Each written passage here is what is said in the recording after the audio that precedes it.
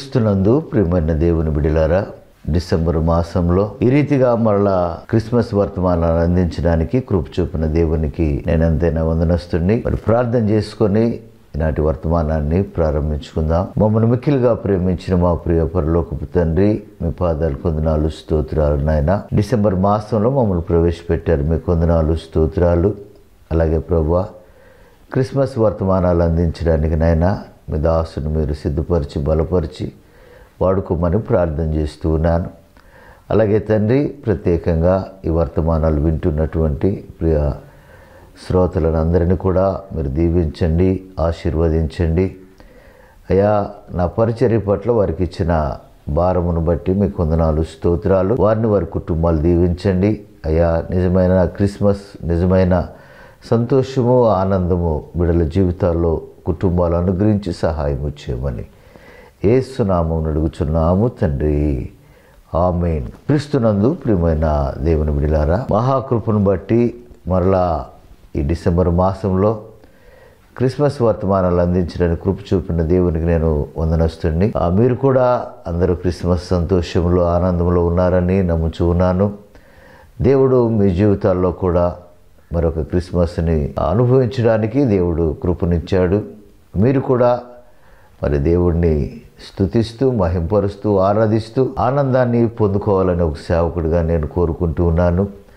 కష్టాలు, బాధలు, కన్నీటి అనుభవాలు అందరికీ ఉంటాయి, అన్ని వేళలో ఉంటాయి. కానీ క్రైస్తవులుగా మనకు ఎన్ని బాధలున్నా, ఎన్ని శ్రమలున్నా, ఎన్ని కష్టాలు, కన్నీటి అనుభవాలున్నా, ఈ క్రిస్మస్లో మరి ప్రభువులు వారు ఈ లోకంలో జన్మించాడనే ఆ ఆనందాన్ని, ఆ సంతోషాన్ని మనం అనుభవిస్తూ ఇంకొకరికి ఆ సంతోషాన్ని పంచుతూ, యేసు ప్రభువులు వారు ఆ పరలోకాన్ని విడిచి భూలోకంలో మనుష్య కుమారుడుగా జన్మించాడు అని ప్రపంచానికి సాటి చెప్పడానికి ఈ డిసెంబర్ మాసం ఎంతో మనకు అనుకూలంగా ఉంటుందని నేను మనవి చేస్తూ ఈ సందర్భంగా ఒక వాక్య భాగాన్ని ధ్యానం చేసుకుందాం.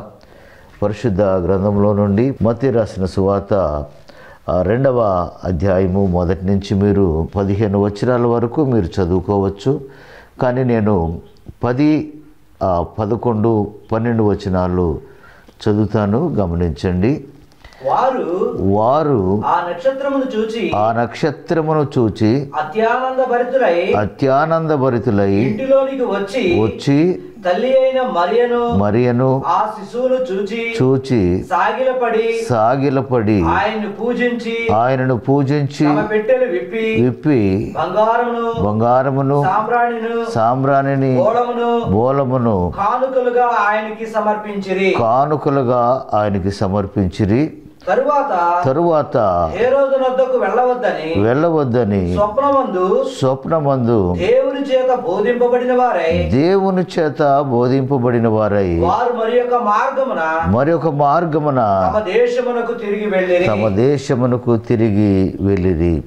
క్రీస్తునందు ప్రియమైన దేవుని బిడ్డలారా, ఈ చదవబడిన వాక్య భాగంలో తూర్పు దేశపు జ్ఞానులు జరిగించినటువంటి క్రిస్మస్ను మనం చూస్తూ ఉన్నాం. తూర్పు దేశపు జ్ఞానులు ఆ క్రిస్మస్లో వారు అనుభవించిన ఆ అనుభవాలని మనం చూస్తూ ఉన్నాం.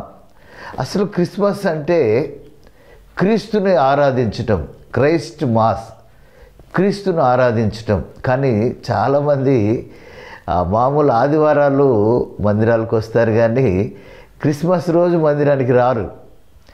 అంటే వారు ఎన్నో పనులు, ఎన్నో ప్రోగ్రామ్స్ పెట్టుకొని ఆరాధన మానేస్తూ ఉంటారు. నేను అంటాను, క్రీస్తుని ఆరాధించని పండగ మన జీవితంలో దండగే. నువ్వు ఎప్పుడు దేవుణ్ణి ఆరాధిస్తావో, ఏ రోజు నువ్వు దేవుణ్ణి ఆరాధిస్తావో అది నీ జీవితంలో పండగే. ఒక డిసెంబర్ 25 కాదు, నువ్వు ప్రభువుని ఆరాధించే ఏ రోజైనా అది నీ జీవితంలో నీకు సంతోషాన్ని ఇస్తుంది, ఆనందాన్ని ఇస్తుంది.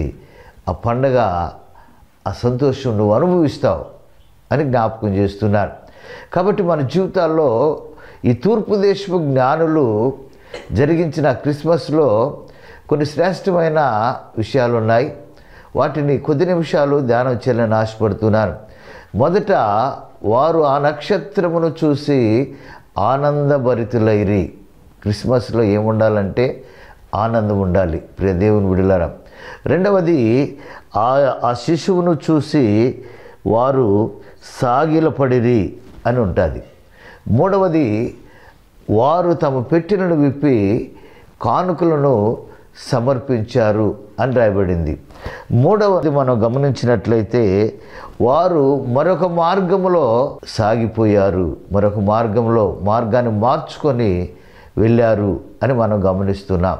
అంటే క్రిస్మస్లో ఒకటి ఆనందం ఉండాలి, రెండవది సాగిలపడిన అనుభవం ఉండాలి, మూడవది సమర్పించే అనుభవం ఉండాలి, నాలుగవది సాగిపోయే అనుభవం ఉండాలి. ప్రియ దేవుని బిడ్డ, ఎప్పుడైతే ఈ 4 అనుభవాలు మన జీవితాల్లో ఉంటాయో అదే నిజమైన క్రిస్మస్, నిజమైన ఆనందము, సంతోషము మన జీవితాలకి దేవుడు అనుగ్రహిస్తాడు అని నేను జ్ఞాపకం చేస్తూ ఉన్నాను. వారు ఆ నక్షత్రమును చూసి అత్యానందభరితులయ్యారంటే సంతోషించారు ఆ నక్షత్రాన్ని. ఎందుకంటే ఆ యేసు జన్మించిన ఆ స్థలానికి వచ్చి ఆ నక్షత్రం ఆగిపోయింది. వారు ఆ ఇంటి మీద ఆగినప్పుడు ఆ ఇంటిలోకి వెళ్ళి యేసును చూసి వారు అత్యానందభరితులయ్యారు. నక్షత్రం అక్కడికి నడిపించింది. వారు నక్షత్రాన్ని కంటే కూడా యేసును చూసినప్పుడు వారి జీవితంలో నిజమైన సంతోషము, ఆనందము కలిగినట్టుగా మన జీవితాల్లో కూడా ఏదేదో చూసి మనం ఆనందపడుతూ ఉంటాం, వేటేటినో చూసి మనము సంతోషపడుతూ ఉంటాం. కానీ మనిషి జీవితంలో, మానవ జీవితంలో నిజమైన ఆనందము, నిజమైన సంతోషము ఎప్పుడు కలుగుద్దంటే ప్రభువును కలిగి ఉన్నప్పుడు, ప్రభువును చూసినప్పుడు. అలాగే ప్రభు మన జీవితాల్లోకి వచ్చినప్పుడు, ప్రభు మన హృదయాల్లో జన్మించినప్పుడు అది నిజమైన ఆనందం ఉంటుందని, నిజమైన సంతోషం ఉంటుందని ఒక సేవకుడిగా నేను జ్ఞాపకం చేస్తున్నాను.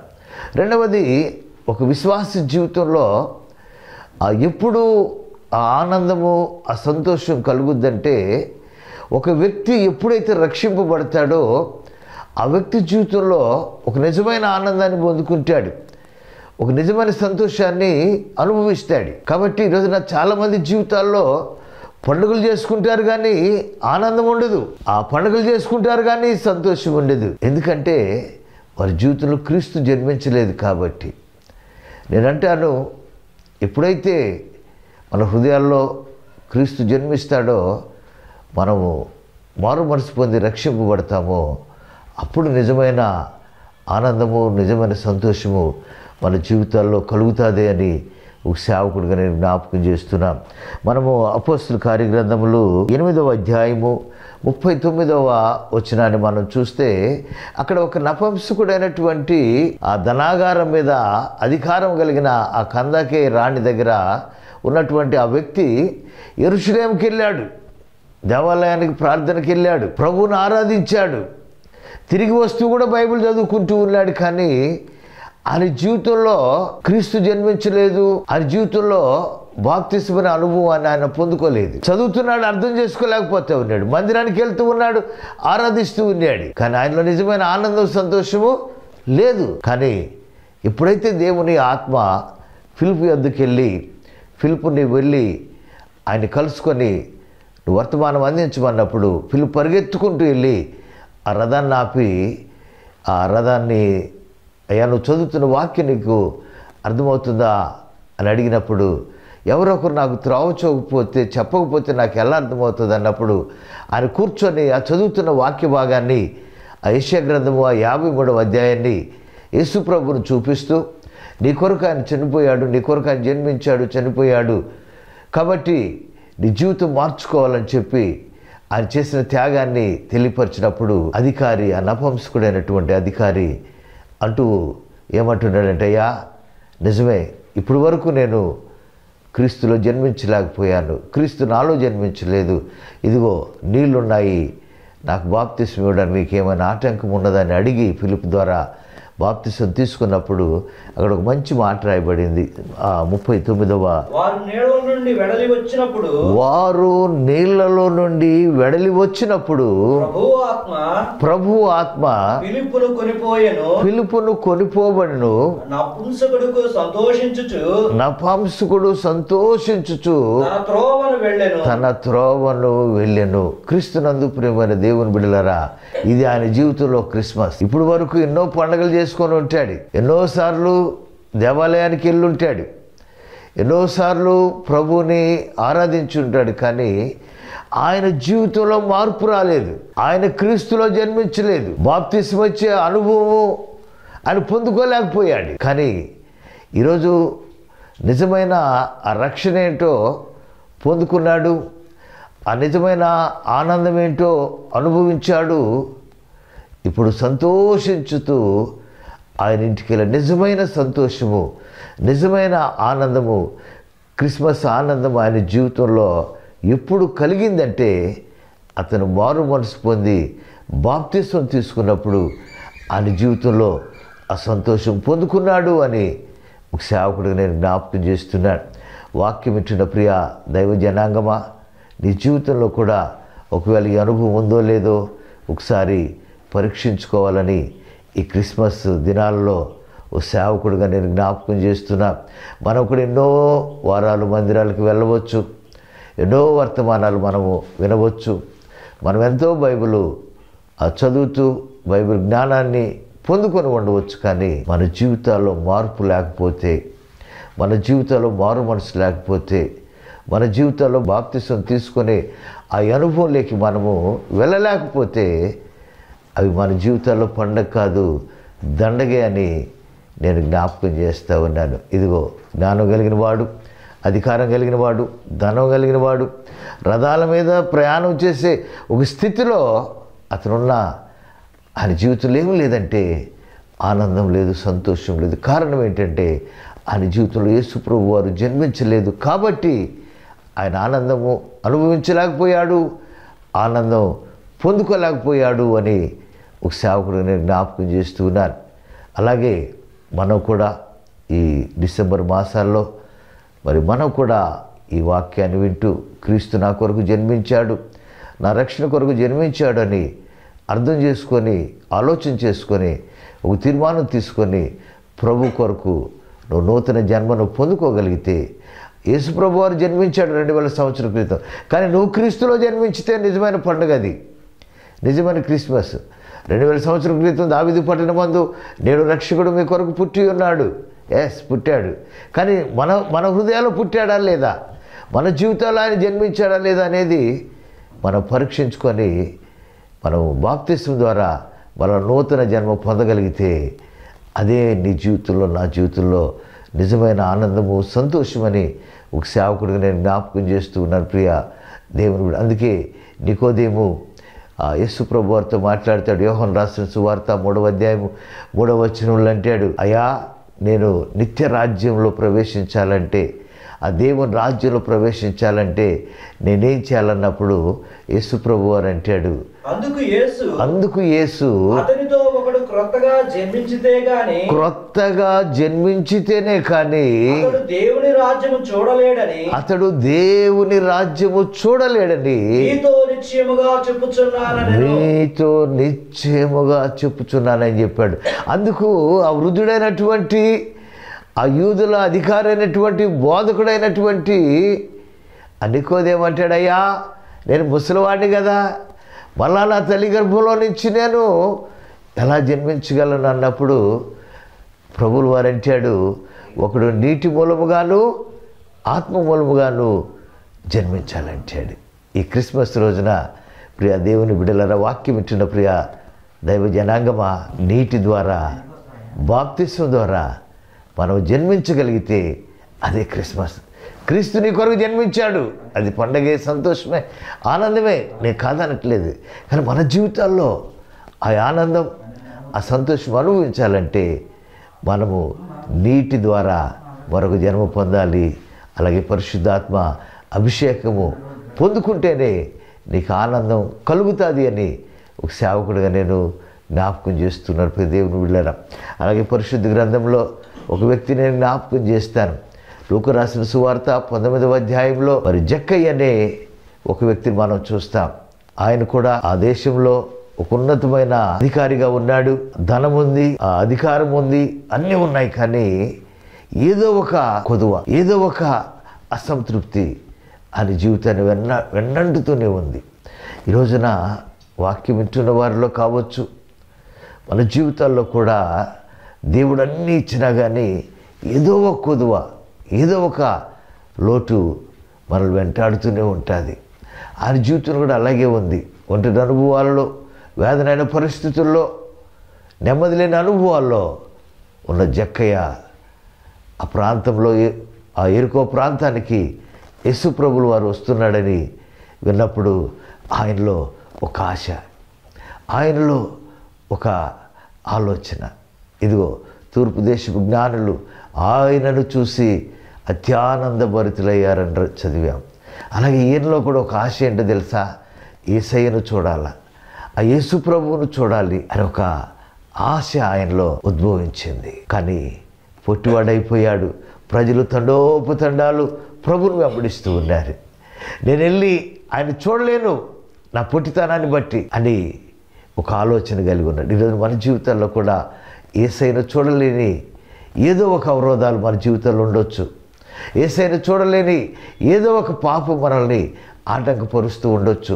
ఆ యేసయ్యను కలుసుకోవటానికి ఏదో ఒకటి మనల్ని అభ్యంతరపరుస్తూనే ఉంటుంది.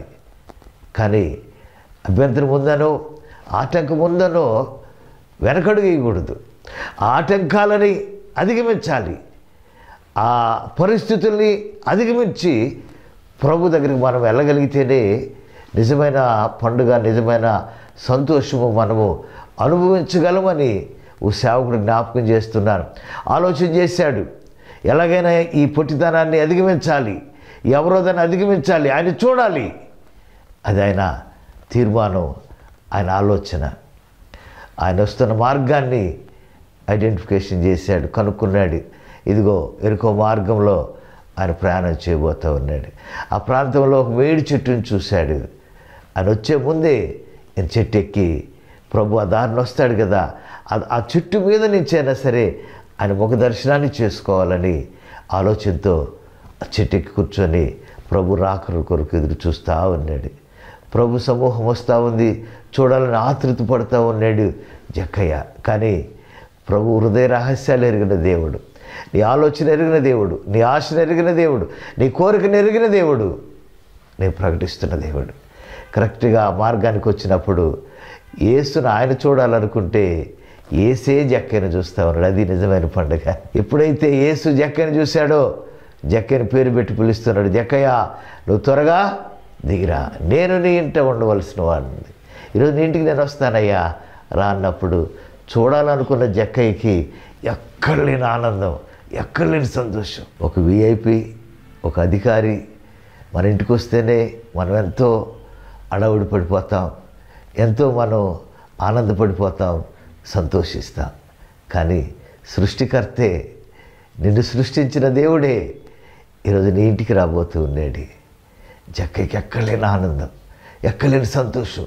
త్వరగా దిగాడు. త్వరగా దిగి ప్రభుని ఇంటికి తీసుకెళ్తామన్నాడు. ప్రియ దేవుని బిడ్డలారా, ఈ క్రిస్మస్ రోజున నువ్వు ఎన్నో పండుగలు చేసుకొని ఉండొచ్చు, ఎన్నో ఆరాధనలు నువ్వు చేసి ఉండొచ్చు. కానీ నిజమైన క్రిస్మస్ ఏంటో తెలుసా?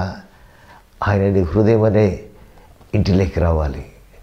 నీ ఇంటిలో ఆయన ఎప్పుడైతే కాలు మోపుతాడో నిజమైన క్రిస్మస్ అదే. ఈ రోజున చాలామంది జీవితాల్లో పండుగ చేసుకుంటారు కానీ ప్రభువుకు స్థానం ఎవరు? ప్రభువుకు స్థానం ఎవరండి? వారి హృదయాల్లో స్థానం ఎవరు? వారి గృహాల్లో కూడా ప్రభువుకు స్థానం ఉండదు. అందుకే ప్రభు అంటాడు, నీ హృదయం అనే తలుపు వద్ద నేను నిలబడి తట్టుచూ ఉన్నాను. ఎన్నో పండుగలు నీ జీవితంలో దాటిపోయి ఉండొచ్చు. ప్రతి క్రిస్మస్కి ఆయన ఇంటికి రావాలని, నీ హృదయంలోకి రావాలని ఆయన తడుతూ ఉండొచ్చు. కానీ ప్రియ దేవుని బిడ్డలారా, చాలామంది తలుపు తీయని అనుభవాలు ఉన్నారు. కానీ జక్కయ్య మాత్రం పరిగెత్తుకుంటూ వచ్చి ఆయన గృహానికి ఆహ్వానిస్తూ, ఆయన గృహంలో ఆ ఉండలేని పరిస్థితులు, దేవునికి ఆటంకమైన పరిస్థితులు ఏంటో ఒప్పుకుంటూ ఉన్నాడు. ఏమంటున్నాడు? నేను ఎవరి దగ్గరైనా అన్యాయంగా నేను తీసుకొని ఉంటే తిరిగి నేను 4 గంటలు ఇచ్చేస్తానంటున్నాడు. అంటే అన్యాయం అనేది ఉన్న దగ్గర దేవుడు ఉండడు. నేను ఎవరినైనా మోసం చేస్తుంటే ఇదిగో నేను మరలా ఇచ్చేస్తున్నాను అంటున్నాడు. జక్కయ్య ఒప్పుకుంటూ ఉన్నాడు. ప్రజలు అంటున్నారు, పాపి అని ఆ మనుషుని దగ్గరికి ఆయన వెళ్తూ ఉన్నాడు అంటున్నారు ఆ చుట్టుపక్కల వారు. జక్కయ్య నేను పాపిని, నన్ను క్షమించని ఒప్పుకుంటుండేది. ప్రభు ఎప్పుడైతే పాదం పెట్టాడో ఆయన పాపం ఒక్కొక్కటి పరిహారం అయిపోతా ఉంది. అదే నిజమైన క్రిస్మస్. ఈ క్రిస్మస్ రోజున అయ్యా నువ్వు నా జీవితంలోకి రాయ్యా, నా కుటుంబంలోకి రాయ్యా, నా ఇంటిలోకి రమ్మని నువ్వు ఆయన ఆహ్వానించగలిగితే, ఆయన ఇంటిలోకి రావడానికి ఒకవేళ ఆటంకాలు అవరోధాలు ఏమైనా ఉంటే వాడు ప్రభు సన్నిధిలో ఒప్పుకొని జక్కయ్యలాగా విడిచిపెట్టగలిగితే ఆయన నీ హృదయంలోకి ప్రవేశిస్తాడు, నీటిలోకి ప్రవేశిస్తాడు. యేసుప్రభుని జక్కయ్య ఇంటిలో ప్రవేశించాడు. జక్కయ్యకి ఎక్కడ లేని ఆనందం వచ్చేసింది. జక్కయ్యకి ఎక్కడ లేని సంతోషం వచ్చింది. ఇంకొక మాట చెప్పిన ప్రభు అంటున్నాడు, నేడు ఇంటికి రక్షణ వచ్చింది. ప్రియ దేవుని బిడ్డలారా, ఎప్పుడైతే జక్కయ్య ఇంట్లో దేవుడు ప్రవేశించాడో ఆ ఇంటికి పండుగ వచ్చింది, ఆ ఇంటికి క్రిస్మస్ వచ్చింది. ఆనందిస్తూ ఉన్నాడు, సంతోషిస్తూ ఉన్నాడు. రక్షణ పొందిన అనుభవంలో జక్కయ్య కుటుంబం ఉంది అని ఒక సేవకుడిగా నేను జ్ఞాపకం చేస్తున్నాను. ప్రియ తమ్ముడు, ప్రియ చెల్లి, వాక్యం వింటున్న ప్రియ దేవుని బిడ్డలారా, నేను 2 చేతులు జోడించి మనవి చేస్తూ ఉన్నాను. ఈ క్రిస్మస్ రోజైనా యేసుప్రభుల వారిని మీ ఇంటికి ఆహ్వానించండి, మీ హృదయాలకి ఆహ్వానించండి. నిజమైన క్రిస్మస్, నిజమైన ఆనందాన్ని, సంతోషాన్ని మీరు పొందుకోండి. మీరు పొందుకున్న ఆ సంతోషం జక్కయ్య అందరికీ చెప్తా ఉన్నాడు యేసుప్రభుని గురించి. నీవు కూడా నీ చుట్టుపక్కల వారికి ఆ క్రిస్మస్ ఆనందాన్ని, ఆ సంతోషాన్ని పంచగలగాలి.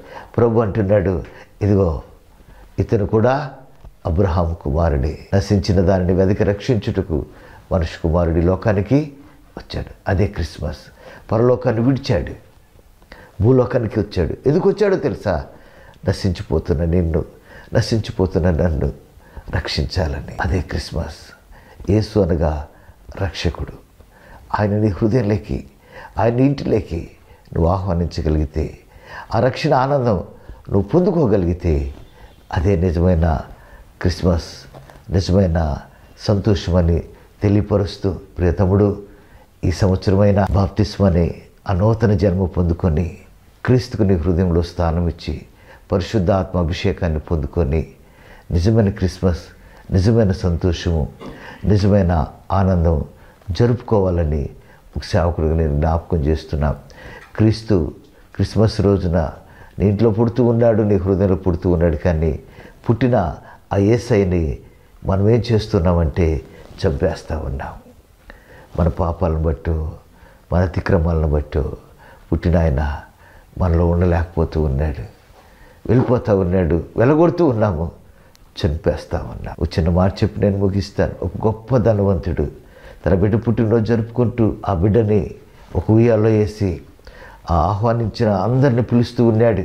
ఒకసారి బిడ్డని తల్లి ఎత్తుకుంటుంది, తండ్రి ఎత్తుకుంటున్నాడు, పనివారు ఎత్తుకుంటున్నారు. ఆ ఆనందాన్ని, సంతోషాన్ని పంచుకుంటూ ఉన్నారు. కొంత సమయంలో ఆ బిడ్డను ఉయ్యాలో వేశారు. వేరే అతిథులు వస్తే వారిని పిలవడానికి ఆ తండ్రి వెళ్ళాడు, తల్లి వెళ్ళాడు. వాళ్ళు అనుకున్నారు పనివారి దగ్గర బిడ్డ ఉన్నారు అనుకున్నారు. కానీ అక్కడ నిలబడ్డవారు, వచ్చిన వారు బిడ్డను చూడకుండా ఆ బహుమానాలు తీసుకొని ఒక బహుమానం ఉయ్యాల్లో వేశారు. మళ్ళీ తండ్రి వచ్చి అక్కడ నిలబడ్డాడు, మళ్ళీ బహుమానాలు తీసుకుంటూ ఉన్నాడు, ఆ ఉయ్యాల్లో వేస్తూ ఉన్నాడు. ఉయ్యాలు బహుమానాలు ఉన్నాయనుకుంటున్నాడు, కానీ ఆ బహుమానాల కింద కుమారుడు ఉన్నాడని ఆలోచించలేకపోయాడు. అలాగే తల్లి వచ్చింది, ఆ పనివారి దగ్గర ఉన్నాడో బిడ్డ, తండ్రి దగ్గర ఉన్నాడో అనుకుంటుంది, కానీ ఈ క్రింద ఉన్నాడు అనుకోలేదు. కొద్ది సమయానికి ఆ ఆడావుడంతా తగ్గిపోయిన తర్వాత బాబు ఎక్కడున్నాడు, బాబు ఎక్కడున్నాడని వెతుకుతూ ఉన్నారు. ఆ పుట్టినరోజు జరుపుకుంటున్న ఆ కుమారుడు ఎక్కడున్నాడని తల్లిదండ్రులు వెతుకుతూ ఉంటే అంతలో అక్కడ ఎతికారు, కానీ ఎక్కడా కనిపించలేదు. కొద్ది సమయానికి ఆ ఉయ్యాల్లో ఉన్న బహుమానాలన్నీ పైకి తీసినప్పుడు ఆ ఉయ్యాల్లో నిర్జీవమైన స్థితిలో ఊపిరాడక ప్రాణం పోగొట్టుకొని శవమైన అందాల బాబు ఆ పుట్టినరోజు జరుపుకుంటున్న ఆ ముద్దుల బాబుని చూసుకొని గుండె పగిలేలాగా ఆ తల్లిదండ్రులు ఏడుస్తూ ఉన్నారు. పుట్టినరోజే మరణం రోజు వచ్చిందని. కారణం వారి నిర్లక్ష్యం కారణం, వారి అవిధేయత కారణం, వారేదో లోకాన్ని చూసి ఆ ఆనందాన్ని పొందుకుంటూ ఈ బిడ్డల మీద నిర్లక్ష్యం చూపించారు. కాబట్టి పుట్టిన బిడ్డ పుట్టినరోజే జరుపుకుంటున్న రోజే చనిపోయాడు. నేను మనవి చేస్తూ ఉన్నాను, క్రీస్తు నీలో జన్మించాలని ఆశపడుతూ ఉన్నాడు. క్రిస్మస్ జన్మిస్తూ ఉన్నాడు. మళ్ళా మన పాప అలవాట్లు, పాప జీవితాన్ని బట్టి ఆయన ఆ రోజే చంపేస్తూ ఉన్నాం. నేను మనవి చేస్తూ ఉన్నాను, ఆయన నీ హృదయంలో జీవించగలిగితే నువ్వు నిజమైన ఆనందాన్ని పొందుకుంటావు. దేవుడు నీ కుటుంబాన్ని ఆశీర్వదిస్తాడు. దేవుడు నీ బిడ్డలను దీవిస్తాడు. నేను ఒక ఉన్నతమైన స్థితిలో దేవుడు నిలబెడతాడు. జక్కయ్య జీవితంలోకి ప్రభు వచ్చాడు.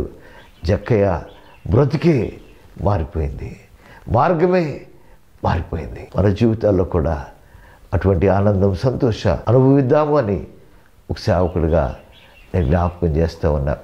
నిజంగా క్రీస్తునిలో జన్మించాడా? నువ్వు క్రీస్తులో జన్మించావా? పరీక్షించుకో, పరిశీలన చేసుకో.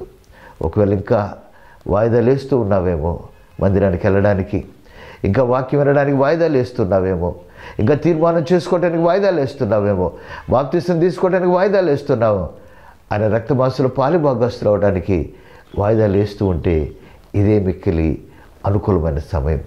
తలలు వంచండి, ప్రార్థన చేసుకుందాం. ఒక తీర్మానం చేసుకోండి.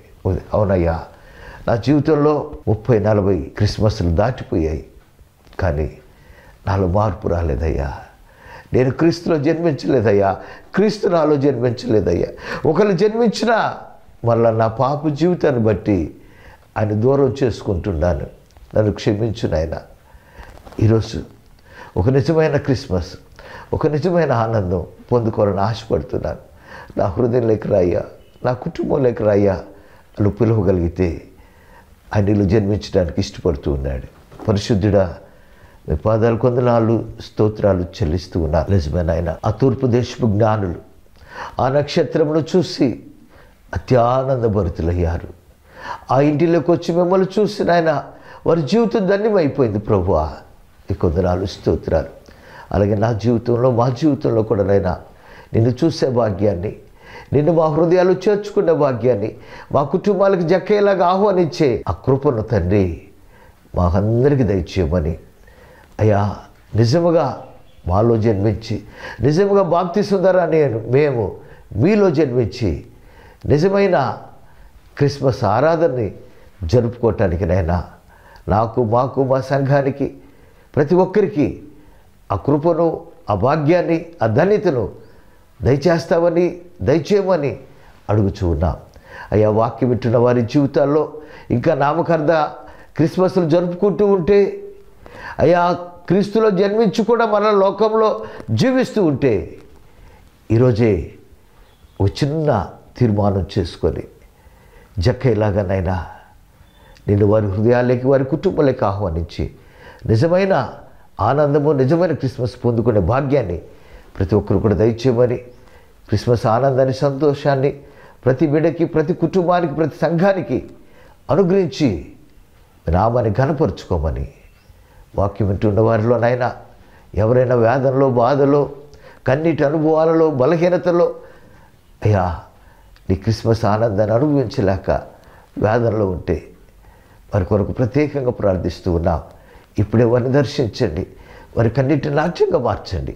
వారి జీవితాల్లో నిజమైన ఆనందం, సంతోషం అనుగ్రహించి నీ రాకడ కొరకు సిద్ధపరచమని, మీరు మాత్రమే ఘనత పొందమని యేసు నామమున అడుగుచున్నాము తండ్రి. ఆమేన్, ఆమేన్. తండ్రి అయిన దేవుని ప్రేమ, కుమారుడైన యేసుక్రీస్తు కృప, పరిశుద్ధాత్మ నిండే సాహసము, సన్నిధి, కాపుదల, భద్రత వాక్యం వింటున్న ప్రియ బిడ్డలకి, అలాగే స్పాన్సర్ చేసినటువంటి ప్రియ తల్లి గారు కృపమ్మ గారికి, వారి బిడ్డలకి, కుటుంబాలకి నిత్యము తోడయుండునుగాక. Amen, amen. God bless you. అందరికీ వందనాలు.